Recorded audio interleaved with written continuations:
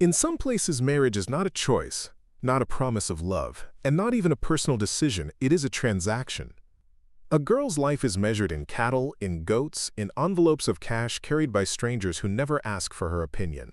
They call it a bride price, an ancient tradition that stretches across parts of Africa, from remote villages in South Sudan to the rural plains of Kenya and northern Nigeria. To the elders and the men who enforce it, this is not cruelty. It is culture. It is how families survive. But to the girls whose lives are signed away, it is a chain that can last a lifetime. In South Sudan, the custom is called lobola, or bride wealth. When a girl reaches puberty, she becomes a valuable asset to her family. Fathers and uncles quietly discuss her future while she carries water or tends goats, unaware that her life is already being negotiated. A wealthy man, sometimes decades older than her, approaches the family with an offer. It could be 50 cows, it could be 100, or in rare cases as many as 200. To a poor family, that herd is life itself. It is food, status, and survival. And so the girl's name moves from the family's lips to a man she may have never met. The day of the marriage is not a celebration for her. It is a transaction played out in public.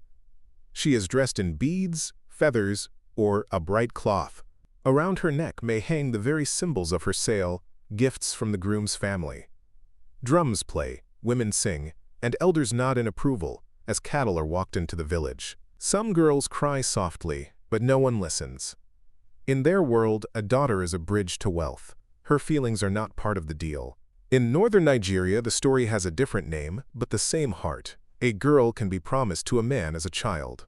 When the time comes, the bride price is paid in cash, livestock, or even land. Her parents feel pride that they have honored tradition and strengthened the family. The man feels power. The girl feels trapped. If she refuses, she risks being beaten, disowned, or worse. Because in these communities, refusing marriage is not just defiance, it is dishonor. The logic behind the bride price is as old as survival itself. Families believe that raising a girl requires investment, and that marriage repays that cost. A daughter is a source of wealth because she can bring cattle and strengthen alliances. A son costs more because he must pay for his future wife. It is a cycle that turns women into currency, traded from one home to another, with no voice in the process. For the girls themselves, the consequences are lifelong. Many are forced into marriage at 13 or 14. They leave school, lose their childhood, and enter homes where they are expected to serve, to bear children, and to remain silent. Some are taken to men who already have other wives. Others are given to strangers in distant villages. In some regions, escape is impossible because the bride price is seen as a debt. If she runs away, her family is shamed, and sometimes forced to repay the livestock or money. A girl can become a prisoner not just to her husband, but to the contract that sold her. What makes this tradition so hard to break is that it is wrapped in honor and survival. Elders insist that without bride price there is no respect, no proper family connection, no proof of commitment. And in poverty-stricken areas, the cattle or cash can mean the difference between life and starvation. A girl's tears weigh less than the weight of hunger. To outsiders, it is shocking. To the families who practice it, it is the way the world has always worked. The human cost of the bride price tradition is written on the faces of the girls who endure it. Imagine a 13-year-old walking barefoot through the dust of her village, dressed in beads and fabric that shine in the sun, while her heart sinks deeper than the earth beneath her feet. She knows that today is not about her happiness. It is about the cows tethered nearby, the men counting them, and the songs that announce a deal has been sealed. Some girls try to hide their fear behind smiles because they know that tears will change nothing. Others let the tears fall silently, knowing that the drums and laughter will drown them out.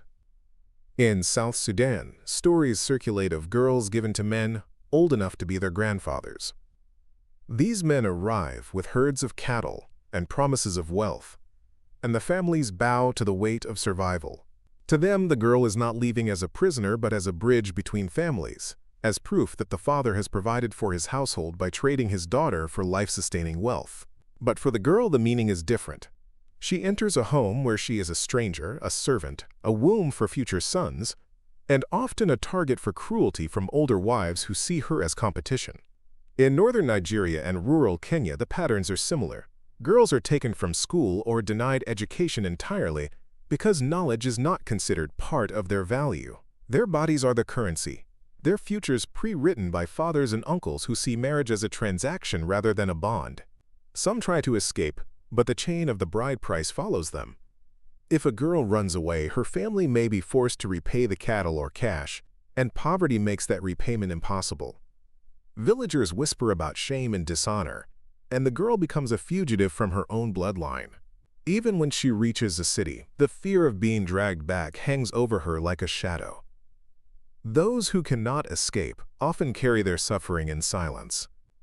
Some endure violence from husbands who believe the purchase of a bride grants total ownership. Others experience exhaustion from repeated pregnancies, their bodies breaking down before they turn 20.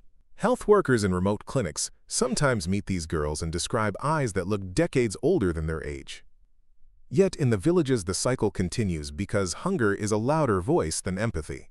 Fathers tell themselves they are doing what they must to feed their sons and keep the family alive. Elders insist that bride price maintains order, honor, and respect. And the girls learn early that their own wishes are as fragile as the beads around their necks, beautiful but easily broken. In recent years, a few voices of resistance have begun to rise. Educators and activists travel to villages, speaking of the right to education and the dangers of child marriage.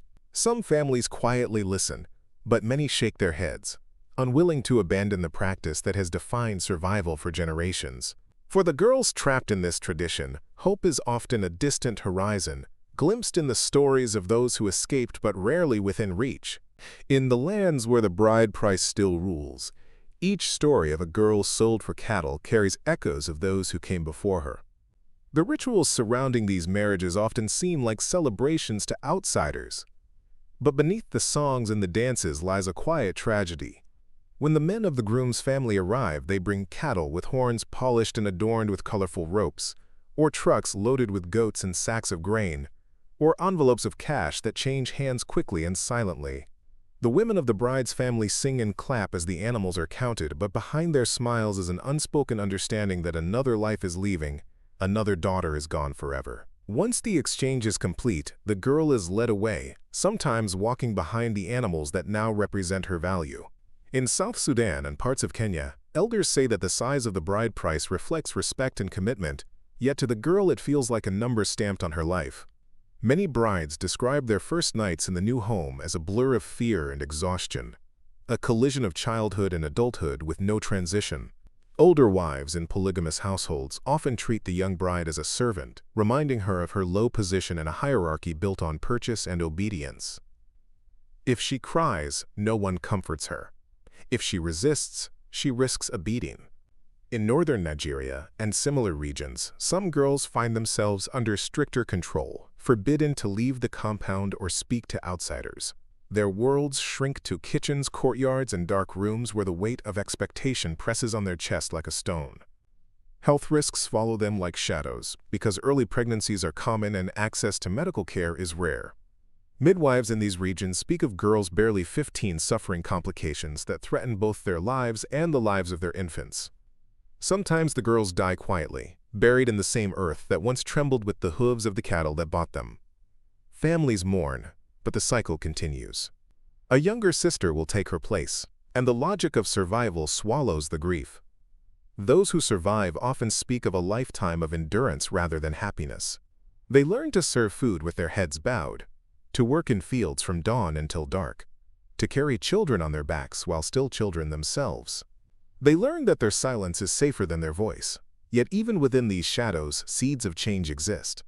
A small number of fathers have begun to refuse the tradition, sending daughters to school instead of the marriage market.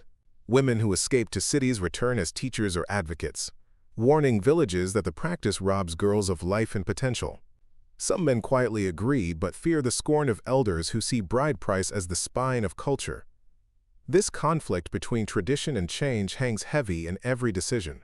A single choice to keep a daughter home or to let her study can either ignite gossip or inspire hope. But for many girls, that choice never comes. Their lives are spoken for before they can even dream of another future, and the chain of transactions that binds them feels as old as the dust on the roads they walk. Today, the tradition of the bride price still shapes the lives of countless girls, even as the modern world creeps closer to their villages. Smartphones light up mud-walled homes. Radios carry voices that speak of rights and education, and in the distance the glow of cities promises a different kind of life. Yet the old logic persists, whispered by grandmothers and enforced by fathers, that a girl's worth is measured in livestock or cash, and that marriage is a transaction before it is anything else. In South Sudan, the largest bride prices are still spoken of with pride, with stories of men who gave hundreds of cows to secure a young bride as if her life were a trophy to display. In rural Kenya and northern Nigeria, promises are still made for girls before they reach their teenage years, sealed with handshakes and cattle counts, while the child runs barefoot through the dust, unaware of the weight of her future. For some, this tradition ends in quiet misery, a lifetime of obedience and labor, a chain of pregnancies and lost dreams. For others, the consequences are even more tragic, with girls dying in childbirth, suffering abuse in homes where they are treated as property, or vanishing into the silence of communities that consider their suffering the natural order of life. But in recent years, small ripples of change have begun to break the surface. Activists and educators travel to remote regions, speaking to families about the power of schooling and the dangers of child marriage. Radio campaigns in local languages tell stories of girls who escaped the cycle, became nurses or teachers, and sent money home to parents who once thought only cows could secure their survival. Some fathers begin to hesitate before accepting cattle, wondering if a different kind of future is possible. Girls whisper to each other about cities and classrooms, about lives where their names are not tied to the price of livestock. Social media spreads images of young women graduating in caps and gowns, a stark contrast to the dusty roads lined with cows that lead to the marriage market. Change is slow, and for many it comes too late. But every girl who takes her first steps into a classroom instead of a stranger's home is a crack in the wall of a system that has lasted for centuries. The world beyond these villages is watching now, and voices that were once silenced are finally being heard. Each story told by a survivor, each father who chooses a different path, each daughter who dares to dream, becomes part of the unraveling of a chain that has bound generations. One day the phrase bride price may survive only in history books, a reminder of a time when a girl could be traded like a goat or a cow, when her tears were measured against hunger, and when survival came at the cost of her freedom. Until that day arrives, the road to change is walked step by step, often barefoot, by girls who carry the weight of a culture on their small shoulders and still dare to hope that they are more than a gift, and that their lives belong to them.